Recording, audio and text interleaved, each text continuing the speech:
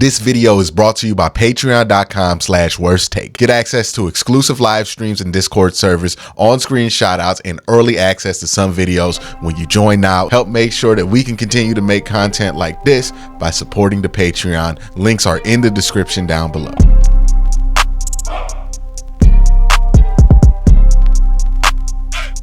So we've had some time to sleep on the draft, to actually think about what the Browns did in the draft, to get off of our first reaction and get on to our second reaction of what the Browns did. Not saying that the Browns did anything that I felt was like super knee-jerk reactionary or worthy of like a crazy knee-jerk reaction or anything like that.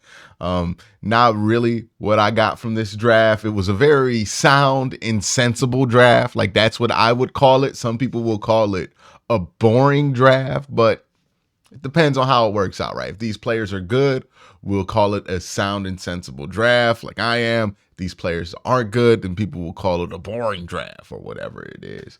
And the big question that I've had with all of this is, how do I evaluate a draft right now when the draft and its results are more theoretical than tangible, right? Like, we don't know if any of these players are going to be good. We think that these players are going to be good, but even somebody like Caleb Williams, who went #1 overall, I think he's going to be a great player, but there's variance on that. Some people don't think he's going to be a great player, right? We don't know for a fact who's going to be right, who's going to be wrong. So how do you evaluate a pick? That's the question that I've been thinking about over the last 24 hours when I've been preparing to make this video. Is that how am I going to fairly kind of evaluate this thing? Because what I don't want to do is make an evaluation off of pure ego, right? Where it's like, well, I wouldn't have done that, so I think that's a bad draft pick. Or, well, I don't like this player, so I think that's going to be a bad draft pick. Because again, just because it's my evaluation doesn't mean that that evaluation is going to be right? It's all kind of a projection.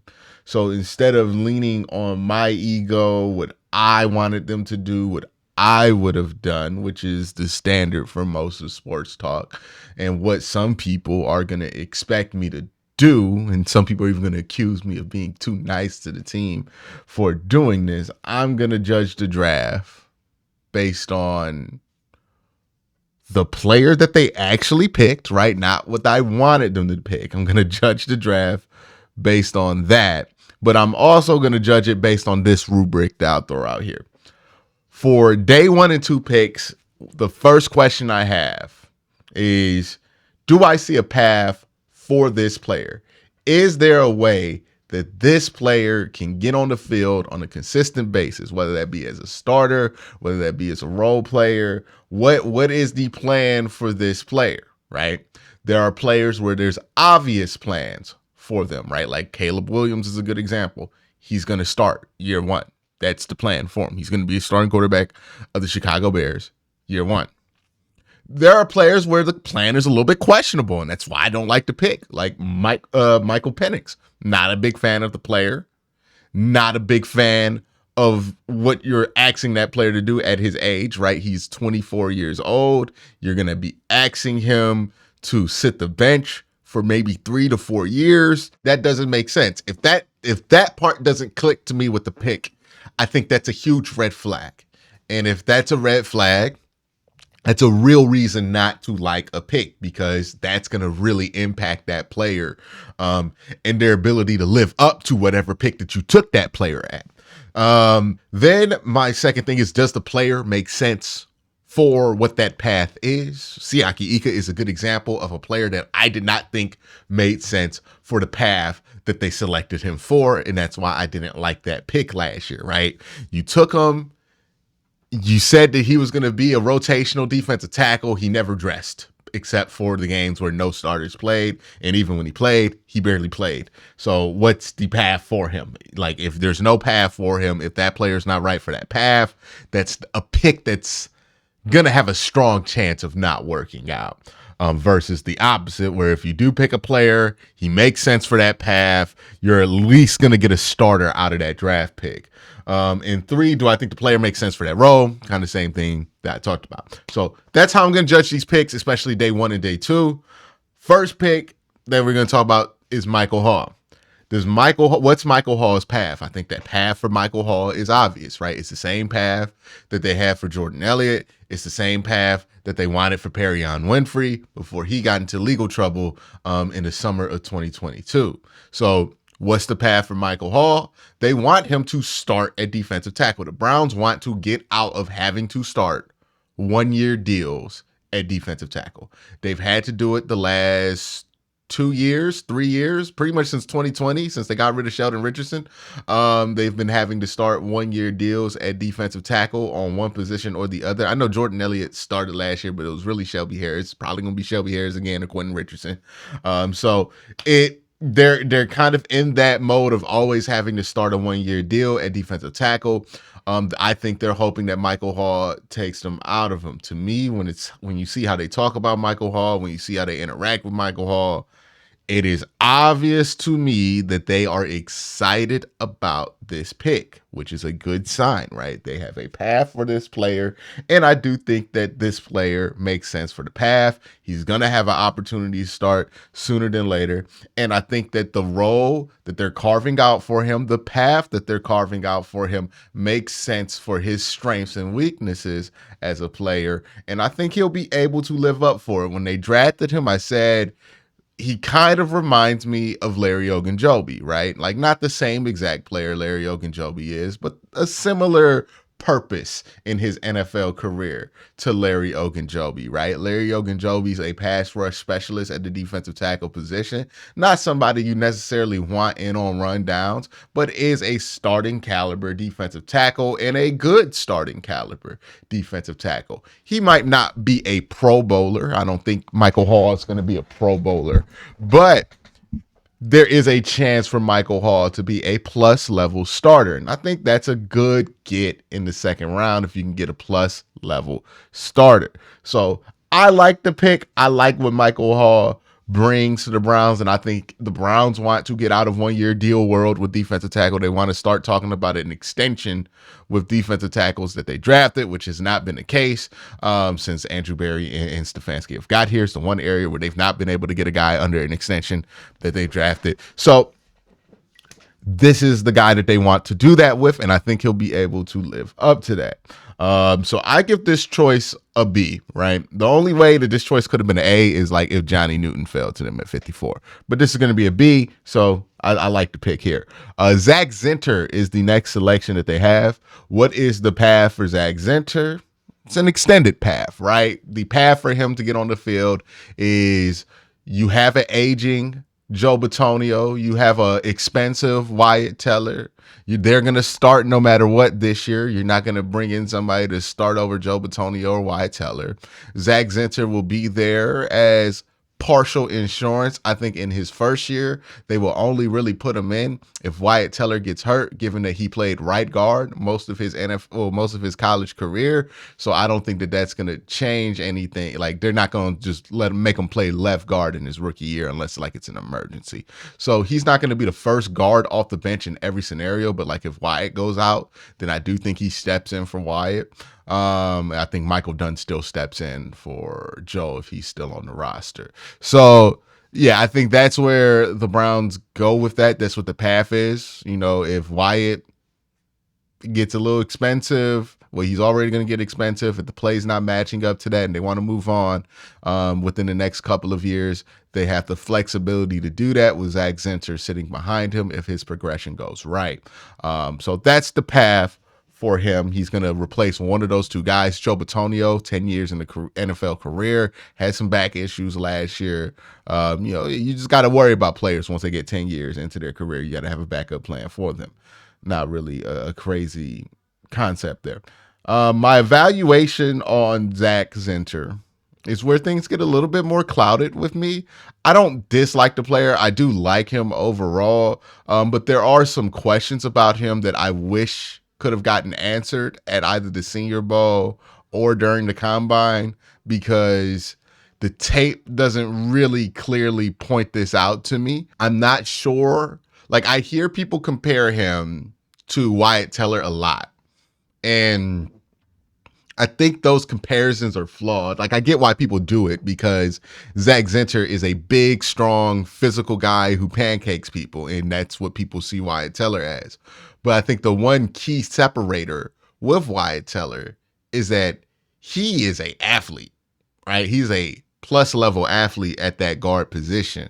And that's just not something I can necessarily really say for Zach Zinter just based off the film. Now, if I was able to get a 40 time, some shuttle times, like see how well he moves, see how well you can project him pulling, let him go to the Senior Bowl, see him work both sides at that guard, like so let him play some right, let him play some left guard, see him pull in some team drills. Like if I was able to see that and he was able to do that, I would really, really like Zach Zinter. I would be a big fan of Zach Zinter, but I wasn't able to see much of that because he got hurt in his last game versus Ohio State. So it's a little cloudy. I have more questions about him than other guys that were on the board, like a Mason McCormick, who I was able to see do all that kind of stuff. I think another thing you have to worry about with him coming out of college is how he wins, right? It's one thing. Like, I don't think it's a bad thing to win with power. I think it's very entertaining too. He won with power a lot at Michigan. He's 6'7", he's giant, he's a big guy. He was bigger than anybody he was going to play in the Big Ten. He was bigger than anybody he was going to play most college football teams. Also, him not having playoff tape kind of hurts too, because you would love to see like what he could do versus like the bigger, stronger guys that he had to go up against.